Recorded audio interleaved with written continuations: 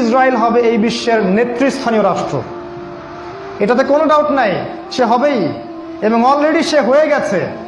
সে প্রায় 90% সফল, আর 10% বাকি আছে। এটা খুব অল্প সময়ের মধ্যেই হয়ে যাবে।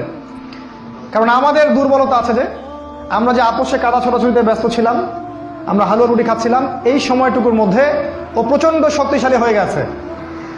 ওই ইসরায়েল থেকেই আজকে সারা বিশ্বের পলিটিক্স নিয়ন্ত্রণ করা হচ্ছে, ব্যাংকিং সিস্টেম নিয়ন্ত্রণ করা হচ্ছে, অর্থনীতি নিয়ন্ত্রণ করা হচ্ছে, মিডিয়া নিয়ন্ত্রণ করা হচ্ছে, পত্রপত্রিকাও নিয়ন্ত্রণ করা হচ্ছে, আদর্শ নিয়ন্ত্রণ করা হচ্ছে, সংস্কৃতি নিয়ন্ত্রণ করা হচ্ছে, এবং আপনার এই যে প্রযুক্তি, অস্ত্র শস্ত্র, এগুলো সেখান থেকে নিয়ন্ত্রণ করা হচ্ছে। আর এটাই সেই রাষ্ট্র যেখান থেকে দাজ্জাল মানুষের রূপে বের হবে। এটাই সেই রাষ্ট্র। ওই জেরুজালেম থেকেই দাজ্জাল বের হবে। এই শক্তিশালী হয়ে গেল আমাদের চোখের সামনেই, কিন্তু আমরা কিছু করতে পারলাম না। এই যখন শক্তিশালী হয়ে গেছে, তখন সামনে একটা মহাযুদ্ধ লঞ্চ করবে, যেখানে ৮০টা দেশ পৃথিবীর একত্রিত হয়ে যাবে এবং প্রত্যেকটা দেশের আন্ডারে থাকবে ১২,০০০ করে সৈন্য। এবং এই যুদ্ধে প্রত্যেক ১০০ জন সৈনিকের মধ্যে ৯৯টা সৈনিক মারা যাবে এই যুদ্ধে। এটা হবে পারমাণবিক যুদ্ধ, আপনার সামনেই করান আছে। এরা যে স্বপ্ন দেখায় ভিশন 20, 30, 50, 100, এগুলো সব বোগাস।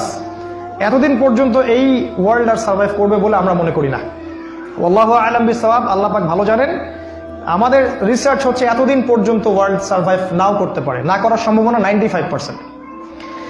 এই মালহামার পরে ইমামুল মাহদী আসবেন শেষের দিকে, এবং তিনি মুসলিমদের হাল ধরবেন এবং প্রচুর সংখ্যক মুসলিম এই যুদ্ধে মারা যাবে।